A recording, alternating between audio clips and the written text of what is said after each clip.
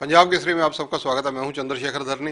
हरियाणा के मुख्यमंत्री के राजनीतिक सलाहकार कृष्ण बेदी जी हमारे साथ मौजूद हैं, बातचीत करेंगे। बेदी जी, स्वागत है पंजाब केसरी में। जी नमस्कार भाई साहब।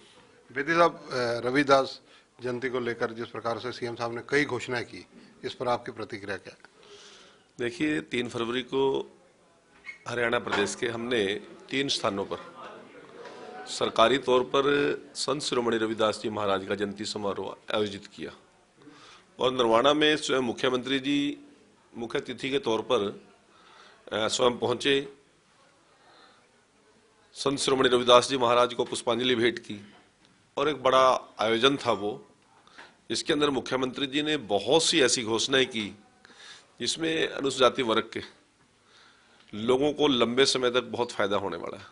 हमारी वर्षों से एक मांग थी रिजर्वेशन इन प्रमोशन, और वो मामला कहीं ना कहीं माननीय सर्वोच्च न्यायालय में अटका हुआ था। हमारी हरियाणा सरकार के प्रयास से, हमारे मुख्यमंत्री जी के प्रयास से वो सॉल्यूशन हुआ और मुख्यमंत्री जी ने आने वाले 3 महीने का एक टारगेट दिया है कि 3 महीने के अंदर प्रमोशन में जो रिजर्वेशन का मैटर था पेंडिंग, उसको ठीक करके उसको इम्प्लीमेंटेशन कर देंगे।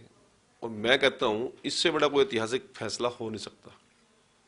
हमारे अधिकारियों को, कर्मचारियों को बहुत बड़ा लाभ आने वाले दिनों में होने वाला है और लंबे समय तक इसका लाभ मिलता रहेगा।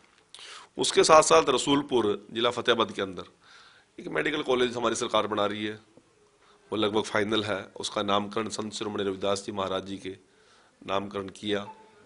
एक बहुत बड़ी, ये भी हमारे लिए बड़ी उपलब्धि है, अचीवमेंट है। उसके साथ मुख्यमंत्री जी ने जो पहले 10% हमारे HSIDC और सरकार के जो इंडस्ट्रियल प्लॉट थे उनमें जो लाभ मिलता था 10% सिर्फ कंसेशन मिलती थी, उसको बढ़ाकर 20%, ताकि हमारे लोग भी ज़्यादा से ज़्यादा उद्योग में और काम धंधों में लगे और अपने लोगों को रोजगार देने में कामयाब हो सके। इसके साथ साथ बहुत सी ऐसी महत्वपूर्ण घोषणाएं हैं जो नरवाना की संत शिरोमणि रविदास जयंती समारोह में हमारे मुख्यमंत्री जी ने घोषणाएं की। और कुरुक्षेत्र के अंदर एक पीपली में 5 एकड़ के अंदर संत शिरोमणि रविदास जी की एक वहाँ पर हम पीठ खोल रहे हैं। उसमें विद्यालय भी होगा, लाइब्रेरी भी होगी और वो एक बहुत बड़ा प्रोजेक्ट है जो आने वाले समय में हमारे बहुत से युवाओं का मार्गदर्शन वहाँ से होगा। तो इसके साथ साथ मुख्यमंत्री जी ने कहा कि हम सभी जहाँ से भी डिमांड आएगी, प्रदेश के प्रत्येक गांव में जहाँ पर अनुसूचित जाति वर्ग के बच्चे कोई लाइब्रेरी आगे बढ़ने के लिए, कंपटीशन की तैयारी के लिए जो उनको आवश्यकता पड़ेगी, तो हम लाइब्रेरी भी खोलेंगे और लाइब्रेरी खोलेंगे, जिससे आपको ये महसूस होगा कि हमारे बच्चों का भविष्य एजुकेशन में और कंपटीशन में मजबूत है। तो ये ऐसी महत्वपूर्ण घोषणाएं समाज के लिए बहुत बड़ी उपलब्धि हुआ करती हैं, समाज में एक नई चेतना और जोश भरने का काम करती है। हरियाणा के मुख्यमंत्री वित्त मंत्री भी हैं और बजट भी पेश होना है। 20 तारीख से बजट सेशन शुरू होने जा रहा है। किस प्रकार के बजट की उम्मीद आपको लग रही है? देखिए, अब मुख्यमंत्री जी 8 साल से 8.25 साल से हरियाणा प्रदेश को देख रहे हैं और वित्त मंत्री के रूप में भी 3 साल का कार्यकाल उनका आगे कंप्लीट हो चुका है। तो ये महत्वपूर्ण बजट गरीब के हित के लिए होगा, देहात के हित के लिए होगा, छोटे दुकानदार के हित के लिए होगा और हमारे व्यापारी भाइयों के हित के लिए होगा। बहुत सी चीजें हैं जो मुख्यमंत्री जी ने किन काफी चीजों को सिस्टमलाइज किया है और सिस्टम में आने के बाद जैसे परिवार पहचान पत्र है, वो बहुत से ऐसे आंकड़े उसमें से आ रहे हैं जो शायद हमारे लिए भी बहुत बड़े आश्चर्यजनक डाटा इकट्ठा हो रहा है। एजुकेशन की बात है और उसी प्रकार से एम्प्लॉयमेंट की बात है, उसी प्रकार से गरीब आदमी को क्या क्या चीजें हमने मुहैया करानी है, वो सारी चीजें आज परिवार पहचान पत्र के माध्यम से हमारे पास एक रिकॉर्ड में आ गई चीजें। हरियाणा में आज 0 से 5 साल के बच्चों की कितनी पॉपुलेशन है, हमारा डेथ रेट क्या है, हमारा लोगों को मेडिकल फैसिलिटी किस प्रकार की चाहिए, किस प्रकार की हम दे रहे हैं, उसमें भी दोनों चीजें डिफरेंट है। हम दे रहे क्या है और जरूरत क्या है, वो सारी चीजें सीएम साहब के पास है। और जिस प्रकार से अब हमने अंत्योदय मेले लगाए, गरीब से गरीब आदमी को प्रेरणा दी, उसको पांव पे खड़ा करने के लिए एक योजना बनाई मुख्यमंत्री जी ने भी हमें सहयोग करना है। सहयोग उसके लिए करना है जो अपने पांव पे खड़ा होना चाहता है। पर हुड्डा साहब तो कह रहे हैं कि परिवार पहचान पत्र अगर कांग्रेस सत्ता में आई 2024 में तो इसको हटा देंगे, खारिज करते हैं। अब देखिए मेरी बात सुनिए, उन्होंने तो एक तरफ तो वो छाती पीट पीटे कहते हैं कि कंप्यूटर को लाने वाले कौन थे, राजीव गांधी जी थे। आज उसी बात को वो खुद ही नकारने में लगे हुए हैं। और कब आएंगे भूपेंद्र सिंह हुड्डा जी, मुझे तो नहीं लगता।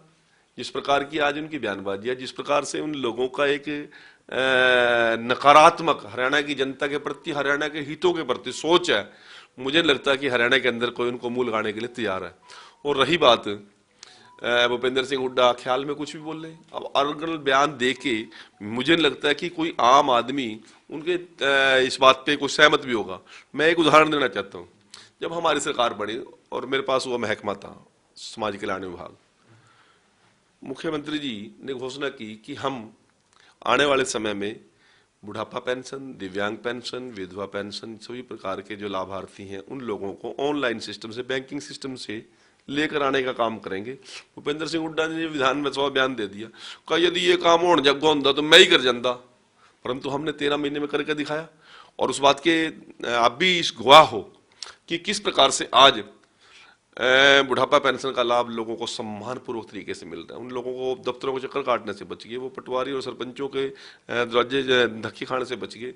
और उस टाइम में क्या था, जीवित लोगों की पेंशन भी लोग खा रहे थे, कर्मचारी भी खा रहे थे, कुछ और लोग भी खा रहे थे, और मृतक के लोगों की आज सारा सिस्टम में लेके आए ना। वो तो ये भी कहते थे कि बिना पर्ची बिना खर्चे की कोई नौकरी हो नहीं सकती, हम दे रहे हैं ना। आज एक सिकलीगर समाज की बेटी हरियाणा में सरसा में आज HCS लगी है, कुछ सिकलीगर समाज के बारे में सोच सकता था कि उसकी बेटी लग सकती है। भूपेंद्र सिंह हुड्डा की तो निगाह केवल किलोई और उससे रोहतक से बाहर कभी निकली नहीं। हमारे तो हरियाणा प्रदेश की पार्कों तक का पैसा खा गया था वो आदमी। तो इसलिए जितने सोच उनकी थी वही 10, 11, 12 हल्कों तक वो सिमट के बैठे हैं। और परमात्मा ने चाहे सिमटने लगे, अगले आने वाले टाइम में ये भी नहीं बचेगा। बेरोजगारी के मुद्दे पर बजट सेशन में सत्ता पक्ष को यानी सरकार को घेरने की बात भूपेंद्र सिंह हुड्डा और कांग्रेस के लोग कह रहे हैं। दीपेंद्र हुड्डा जो राज्यसभा सांसद हैं, उन्होंने भी कहा है कि नेता प्रतिपक्ष इस मामले में, क्योंकि हरियाणा के जो युवा हैं उनसे कहीं ना कहीं खिलवाड़ हो रहा है और जो नौकरी देने का जो काफ़ी मामला जो कॉम्प्लिकेटेड बना दिया गया है।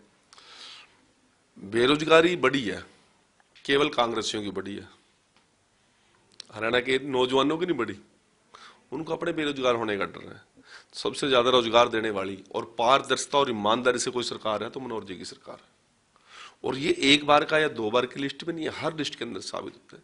वहां तो तय होता था, रेट लिस्ट लगी होती थी, पर्ची किसके हाथ से आएगी, दीपेंद्र के हाथ से आएगी, भूपेंद्र के हाथ से आएगी, आशा जी के हाथ से आएगी, किस किस का नाम लूं मैं आप लोगों को बताना चाहता हूं, वो नौकरियां बेचने का काम करते थे, व्यापार किया करते थे। हम लोगों ने पारदर्शिता के साथ, ईमानदारी के साथ बेरोजगार और योग्य उम्मीदवार को रोजगार देने का काम किया। वो तो आज ये बात वो फिर लाना चाहते हैं कि हम तो पोर्टल खत्म कर देंगे। अरे खत्म तो जब करोगे, जब करण योग्य हो गया। लोगों ने तुम्हें ही खत्म कर दिया, आप लोग कहाँ निर्णय लोगे। आज सबसे ज्यादा एम्प्लॉयमेंट देने वाली सरकार तो हमारी है।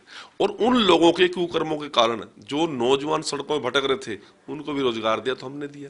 चौटाला जी ने भर्ती किए और हमारे औद्योगिक सुरक्षा बल वाले हुड्डा जी ने इन्होंने निकाल दिए, उनको दोबारा वर्दी पहनाने का काम किसी ने किया।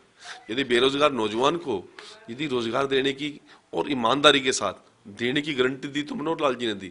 मैं आप लोगों को विश्वास दिलाना चाहता हूँ, कांग्रेस के राज के अंदर योग्य बच्चा यदि सिलेक्ट हो भी जाता था, लोग रिश्तेदार पूछ पूछ के परेशान कर देते थे कितने पीछे लगे। यदि वो कहता था मेरिट पे लगे हूं तो कोई इस बात पर विश्वास करने के लिए तैयार नहीं था। किस प्रकार से विपक्ष, उस समय का विपक्ष, इनकी भर्तियों को 2 दिन पहले लिस्ट आउट कर देता था। किसका बेटा लगेगा, किसका जमाई लगेगा, किसका भाई लगेगा, किसका भतीजा लगेगा। आज 5-8 साल के अंदर, चंद्रशेखर जी आप भी यही हो, हम भी यही हैं, कोई एक लिस्ट ऐसी आई क्या जिसमें कोई भेदभाव हुआ हो, कोई परिवारवाद हुआ हो, कोई इलाकावाद हुआ हो।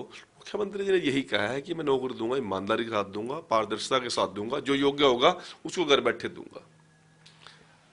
जो राहुल गांधी की यात्रा रही, भारत जोड़ो यात्रा, उसके बाद से हरियाणा में कांग्रेस बहुत उत्साहित नजर आ रही है। कहते हैं 10 से 15% मिनिमम ग्राफ बढ़ गया और जीटी रोड तो लगभग समझो कि कांग्रेस एक बार फिर से अपना परचम लहराने की तैयारी में।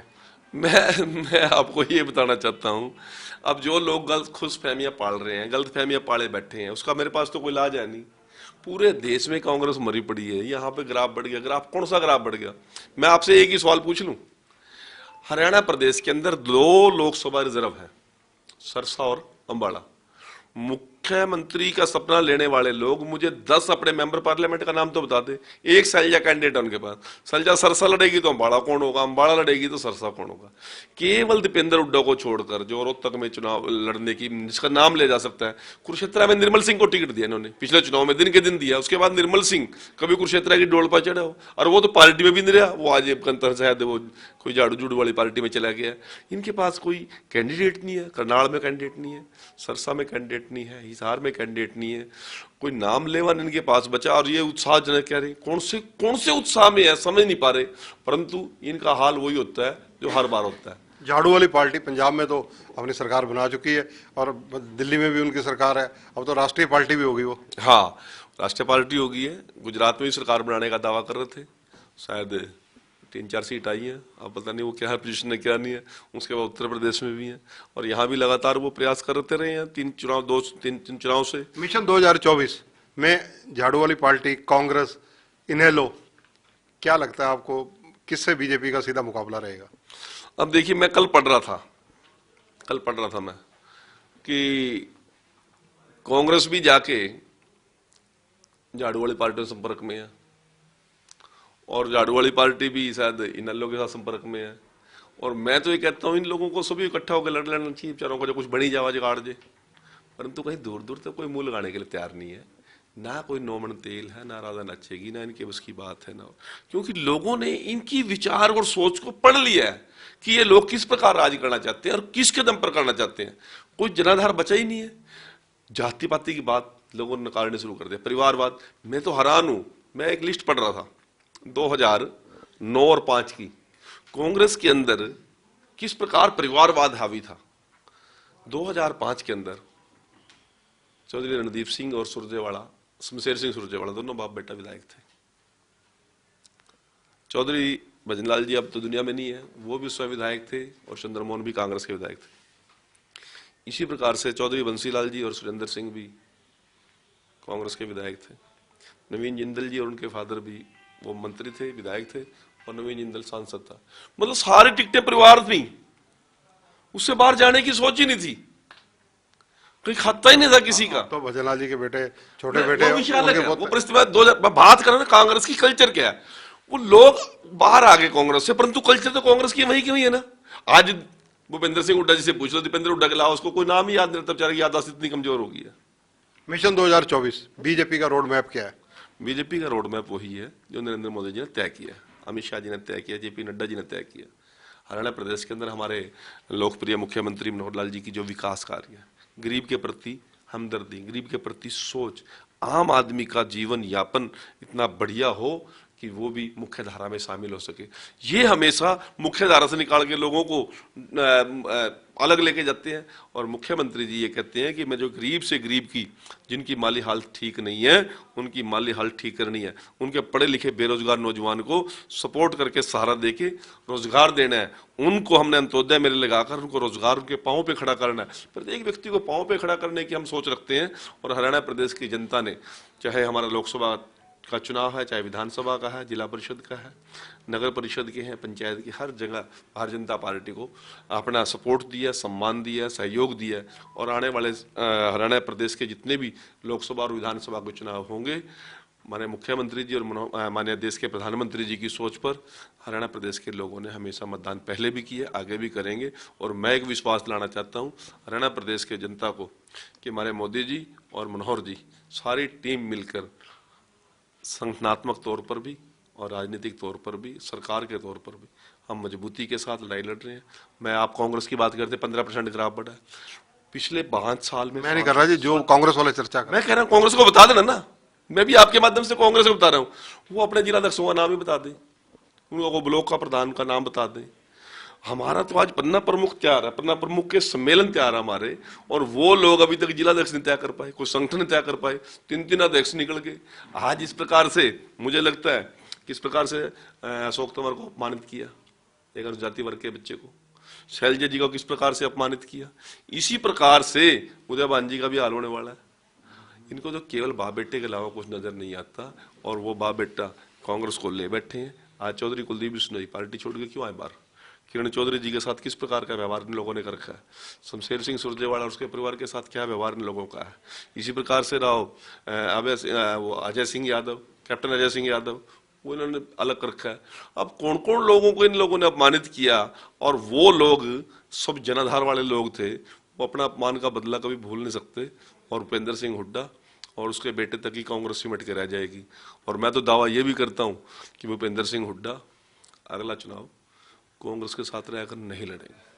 आपको लगता है कि जो परिस्थितियां और जो हालात मिशन 2024 के तहत रहेंगे, उसमें जो बीजेपी का मुकाबला है सेकंड नंबर पर किस पार्टी से रह सकता है, आपको क्या लगता है? देखिए, लगभग लोकसभा चुनाव के अंदर अभी हमारे 12-13 महीने बकाया, फरवरी आ गया, चलो अप्रैल में चुनाव या मई में होगा, हरियाणा में 13 महीने बकाया। और यदि 7 चुनाव नहीं होते विधानसभा के अंदर तो लगभग 19 महीने विधानसभा चुनाव के, ये लंबा समय है। अब मुझे तो कहीं कोई तैयारी करता नजर आ नहीं रहा, कहीं कोई हलचल नहीं है। सिर्फ एक अखबार में बयान दे के, कोई टीवी में बयान दे के यदि कोई राज बना लूंगा, यदि ये यूं राज बनता तो 40 साल हम विपक्ष में क्यों रखते, बयान तो हमने भी देने आते थे, हम 40 साल विपक्ष में रहे। परंतु धरातल पे जाना पड़ेगा, अखबारों में बयान देके, चंडीगढ़ में बयान देके, प्रेस करके और मुख्यमंत्री जी पे बेतुके कटाक्ष करके कोई ये कहो मैं राज बना लूंगा। राज बनाने के लिए पसीना बहाना पड़ता है। अब राहुल जी की यात्रा चली गई जम्मू में, जाके मामला निपट गया, वो अपने दिल्ली चले गए और जी कांग्रेसी अपने घर चले गए। कोई किसी के दुख सुख में हल्के में जाता है क्या? कोई किसी के साथ खड़ा है क्या? उनका कोई संगठन है क्या? कोई हल्के का प्रधान है क्या? कोई जिले का प्रधान है? कोई जिले की कार्यकारिणी है? कोई महिला मोर्चा है, किसान मोर्चा, युवा मोर्चा, कुछ तो है? कुछ भी तो नहीं ना। बस 15% ग्राफ बढ़ गया, इस ख्याल को लेके बैठे रहेंगे और जिस दिन डब्बा खुलेगा उस दिन फिर ईवीएम को रोएंगे आपके सामने आके। अब ईवीएम को तो जब रोना पड़ता है ना, जब काम करे तो ईवीएम को क्यों रोए? फिर ईवीएम को रोएंगे, धरणी जी ये सारी ईवीएम की गड़बड़ है जी। अरे भाई काम तो कर लो कुछ। आज 8.5 साल में विपक्ष मुद्दे मुंह पड़ा, अभी तक खड़ा होने की सोच भी नहीं रहा। कुछ और बड़े चेहरे दूसरे दलों से बीजेपी में आ सकते हैं आने वाले दिनों में? देखिए, ये संगठनात्मक बात है और कुछ रणनीति की बातें हैं। वो हमारे मुख्यमंत्री जी और धनखड़ जी, हमारे माननीय प्रदेश अध्यक्ष जी, वो उस बात का खुलासा तो वो करेंगे। धन्यवाद। तो ये है कृष्ण बेदी, राजनीतिक सलाहकार है मुख्यमंत्री हरियाणा के। इनका कहना है कि बीजेपी जो है वो अपनी राजनीतिक इच्छा शक्ति से देश के प्रधानमंत्री नरेंद्र मोदी और हरियाणा के मुख्यमंत्री मनोहर लाल के नेतृत्व में हरियाणा के अंदर मिशन 2024 में तो सरकार बनाएगी और केंद्र में भी बीजेपी की सरकार बनेगी। राजनीतिक मुद्दों पर भूपेंद्र सिंह हुड्डा जो नेता प्रतिपक्ष हैं उन पर तथा उनके पुत्र दीपेंद्र हुड्डा पर सीधा रूप से प्रहार कई मुद्दों को लेकर कृष्ण बेदी ने किया है। कैमरामैन संजय सिंह के साथ चंद्रशेखर धरनी, पंजाब केसरी टीवी, चंडीगढ़। हमसे जुड़े रहने के लिए हमारे YouTube चैनल को सब्सक्राइब करें और नई वीडियो की नोटिफिकेशन के लिए बेल आइकॉन को दबाएं। अगर आप ये वीडियो Facebook पर देख रहे हैं तो लाइक जरूर करें और ज्यादा से ज्यादा शेयर करें। धन्यवाद।